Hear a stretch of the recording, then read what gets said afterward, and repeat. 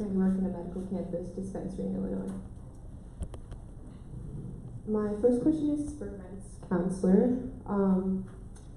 I am also a medical cannabis patient, and I definitely respect a lot of the work you do. I think we have the same goals in mind. We want to keep our community safe and prevent any harm to our community. I feel like this is more of a statement than a question. As a patient care rep at the dispensary I work at, I work with people with opioid addictions daily, people with cancer daily. And I just want to suggest that you don't dismiss the healing qualities of this plant. Because daily I have cancer patients saying that this is alleviating their tumors. I have opioid patients saying they're off their 20 prescription medication and they're just using cannabis now. It's not about a cure for ailments, it's about alleviating symptoms that we all deal with in life. So I just urge you to consider that, and I hope you don't spread any more of this is your brain on drugs. That is dare fear mongering, and that does not work. Is there a question? No, that is it. Okay. Well, I think it's good to hear the voice of the community and people that are part of it. Do you want to say anything and comment about that statement? Oh, sure. Yeah, everyone is entitled to, Yeah, that was, you make a really good point. But, that's your stance coming from, where you work, and from where I work, I see how people who are prescribed cannabis, are smoking more than they should, because we drug test them, and instead of the amount that they should be taking, they're not. Because we see people who have an addiction problem, and that's not saying that everyone who drinks or is using medical marijuana has a problem with it. I was just coming from what I see. Yeah, not to dismiss anything we do. Thank you for that. Sure. Keith over here has a question, so we'll let him in. Thank you. Keith Goings. I just want to ask a corner. You said before that you went over budget with the number of autopsies that you had done. Has there been an increase to your department's budget? every year. Every year. Oh, Rob, could you? We recorded it, we should hear it. Yes, every year. Who's that? Okay. It's been a continual battle that I'd rather not get into here tonight between the chairman and I. But yes, it's definitely affected my budget, and started when I took over because we weren't doing autopsies on suspected drug deaths.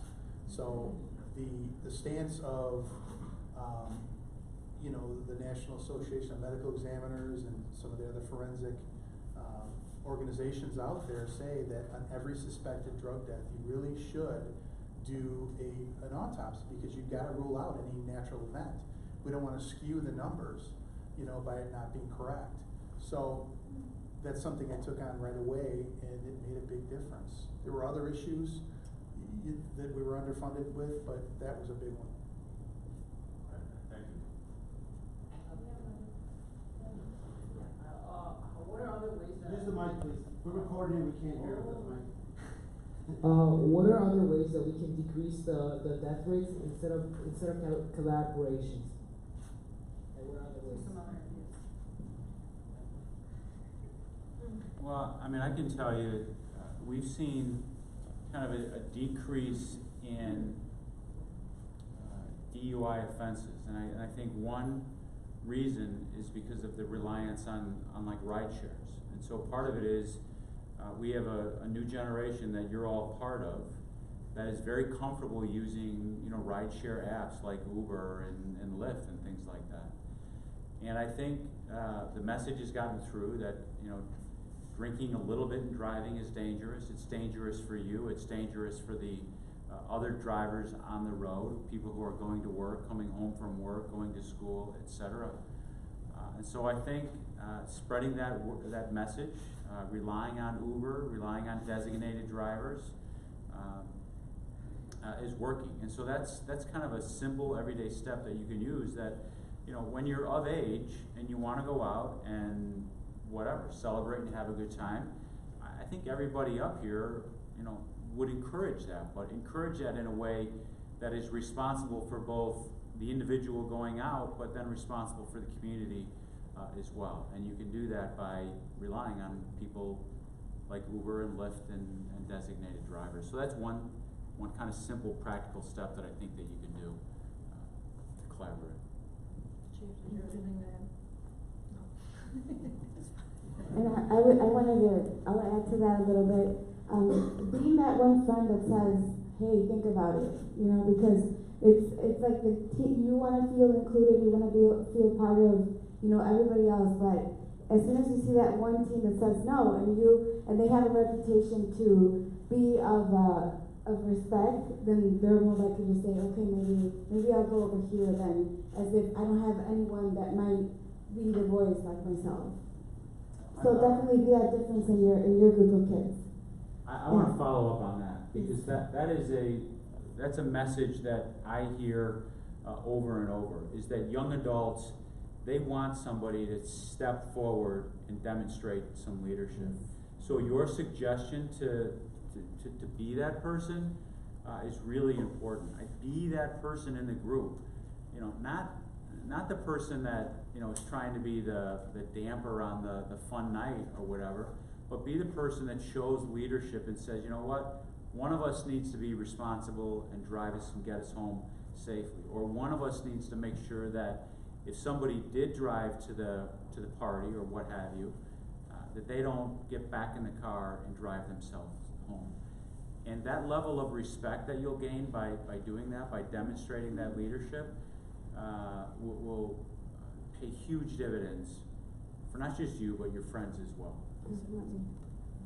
And the other thing too, and again, I'm just kind of going what he's saying too, but one thing is, you know, as young adults, you know, we can't pretend to understand what you're thinking, going through your likes. So I think sometimes, you know, police officers, and I'll speak from a police perspective, we try to, you know, we try to come into your world like we are part of it, and sometimes that doesn't work. We need to be the adult. We need to be a good leader, a role model. It's not to say that we can't be, you know, a friend to you, but we have to recognize that you guys are at a certain stage in your life, that we were at our life at one point, and be someone who can give you some good life advice. Because one thing too that people don't think about, as I mentioned before, I teach at Elgin Community College. And I teach an intro to criminal justice class. So these are kids who are straight from high school, and some of them are still in high school. And most of them want to go into law enforcement.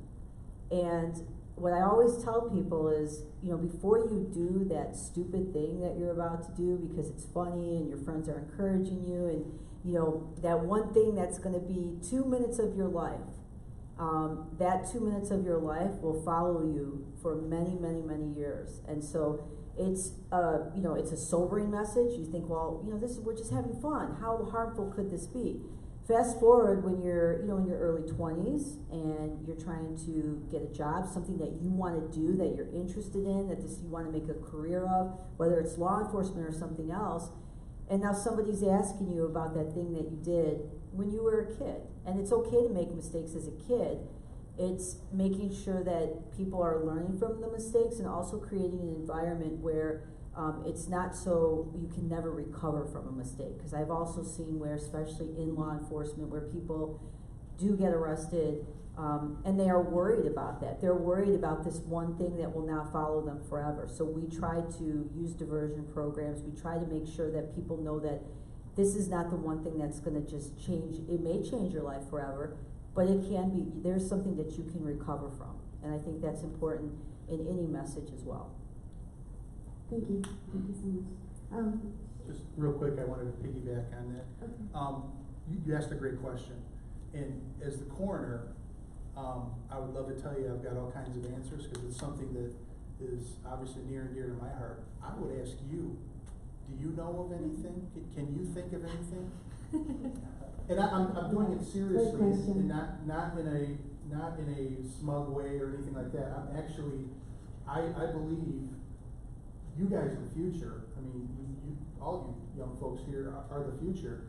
And we are gonna at some point rely on you guys to tell us what we need to do. And I think young minds, I think there could be something in there that we're not seeing.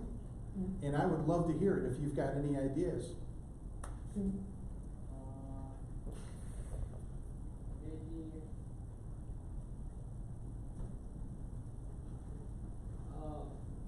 Maybe not more police officers, more like adults can be more into the social media instead of like just the mayor, whatever you guys can see. Like, you guys should maybe we should go undercover on social media and try to figure out more what's going on in there.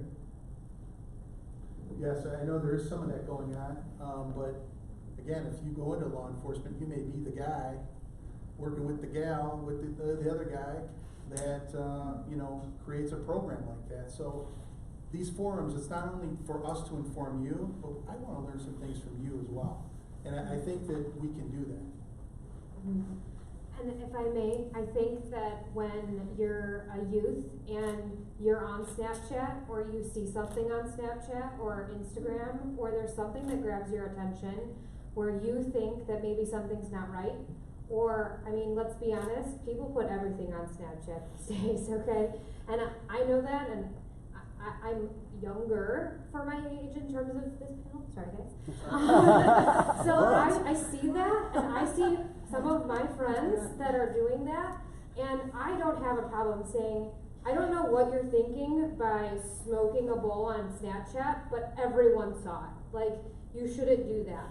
I don't know what you're, like, when you shouldn't be. I don't know why you're posting that you're blackout drunk on Instagram and you think that's funny. It's not funny. You know, being passed out and being blackout when you're not of age, or even when you are of age, is not funny. And also recognizing, and I know that we use social media in a way to vent in a lot of ways, because we don't have to have an interpersonal relationship with somebody else. You know, you can post on Snapchat all of your thoughts and feelings and just send it out and not get consequences back. You can do that on Facebook. You can do that on Kick. You can do that just about in any way, shape, or form. When you see that from somebody else and you recognize that maybe they're going through a sadness or some sort of, mental issue, or if they're just having a hard time, there is nothing wrong with asking if someone's okay or if they want to talk about it. And if you don't feel comfortable, taking on that burden, or if you seem, more empathetic and you think that someone else needs to know about it, you can't be afraid to say something about it. Because that, as a youth, is how we're going to help solve that problem in a lot of ways. Because those are the ways that we're communicating these days. That's how we're communicating with each other. And to take a leadership role, like Mr. McMahon said, and be that person is huge. But also to know and identify kind of how we're communicating with each other, and what to do when you see something that you might, in your head you're like, well, that's not really funny, but that's kind of weird. To tell someone or share that and make sure that it's addressed. And never assume that somebody else is gonna ask too, because then you're like, oh, I'm sure somebody else is gonna ask. Just be that one person that asks. Yeah, go ahead. I actually have a person that I know that, and multiple people that I know that smoke, and they post it on Snapchat, whatever, they post it on their social medias. What can I do for I can help them, instead of, I've told them multiple times, what's wrong, and I've asked them, multiple times, what is there that I can do, but they just don't give me a specific answer. Could I report that to, Belgian TV? Could I just do something else about it? So let me ask you this question. Is there an adult that you can think of right now that you would trust for them to just have an open conversation about what you've seen and how you feel about it? Can you think of one adult that you could have that conversation with? Yeah. Okay, go to that adult and ask them. Ask them talk to them about it. Tell them how you're feeling. Tell them what you're seeing, and see, it doesn't, yes, a police officer would be a great person if you trust that person. And I can see how you would feel like you don't want to be the tattletale or the bossy pants that's like, don't do this, blah, blah, blah, blah. But at the same time, if you see it and you care about that person and you don't, bring it up and you don't do something about it, you might regret that later. And it's important to have that open dialogue, because you saying something to that person or to an adult could save their lives later, or could keep them from making a mistake later in life. And that's unfortunately, with being a young person, they don't think about those consequences. They don't think about, once it's off to Snapchat and out on the internet, it might not be saved, but a ton of people saw it. And it's their rest of their lives and the consequences that they need to be aware of. Thank you, Brenda. She has a comment over here. Go ahead. No, and just if you, going to the police too is one of those things where, if you wanna talk to one of us, absolutely, and we can, give you some resources and figure out if you need some help, cause we wanna make sure that you feel comfortable too, so we're absolutely, we can touch base after here too as well. Alright, this will be our last question. Well, it's not so much a question, but I have a couple things to say. Number one is, you guys talked about prom and preventing and doing activities. I applaud Larkin for what they did. I don't know if that maybe can be implemented for the other schools in the U46 district. They did a really good program in regards to, busing them to a location, taking them to an after program. They went bowling, they did all these different activities. They got home, they got bussed back, and then the parents went and picked them up. So compared to the other high schools, it's, you go to the prom and then you leave and then you go to the after parties or whatever. But I was very pleased with what Larkin did, and it's not even one of my kids that go to Larkin, it's just someone that was invited that was there. So that's number one. Number two is, he made a comment in regards to drugs and alcohol, but that's also behavior. Seeing the girls right now, these kids, this is my son, he's 14, but the kids are at the age that they want to do the girlfriends and the boyfriends, and they want to hang out and they do all that. Respecting each other is very important, because the way that you touch a young lady, or how you express about them, their mothers, their friends, their cousins, whatever, that's very important. Trying to stop that. Number three, I'm very happy with the Renz Center, and I say that because I enroll my son in multiple programs. Right now, Ricardo Vasca is, I've spoken to him about certain situations I see in children, and I say, what, I'm concerned about this child. And what he does, he says, what, I have a soccer team. Let me put them in the soccer team. Let me embrace them. We're gonna go to the track. Let me go have them go running. He says, it's 8 o'clock at night, we're gonna go ahead and have them run. So they're too tired on a Friday night to do something. They're gonna go home, take a shower, go to sleep, and do that. So, the other thing is that they did the CGTI program. She's very involved with that. I am very happy, because I also put my son in that program. I put him in after school. CGTI is Sabrine Goodwin Teen Institute. Yes, so that's that. The summer program is gonna be coming up, going to the meeting on Friday. The other thing that I wanted to say was in regards to the programs, the free programs that you have. I enrolled my son in that, safety program, the one that, self-defense program. Yeah. So he was registered with that. Yeah. I happened to bump into that, so I don't know if maybe you can correlate with the U46. We get emails all the time from U46, maybe posting it on there and telling us, hey, this is what's gonna happen. I didn't know about the Larkin and the impact with the people in Wisconsin. Maybe putting it on there so that more people can come and associate it. I know about a lot of the programs because of Ricardo.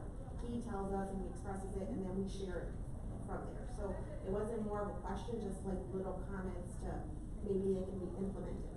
And just follow us on Facebook too. I do. LGPD, we post a lot of stuff there. Those great comments on your feedback, and let us know, especially in the coalition, we need more parents like you that actually, express themselves in a way that you care about these issues, and it doesn't matter if it's your kid or somebody else's kid, that you can be that leader in your community as a parent. Like, reach out to us too, because we need that. We need people. I tried to do the 46 program with the parents, but it doesn't fit my schedule. But Alright, well, I think we're out of time.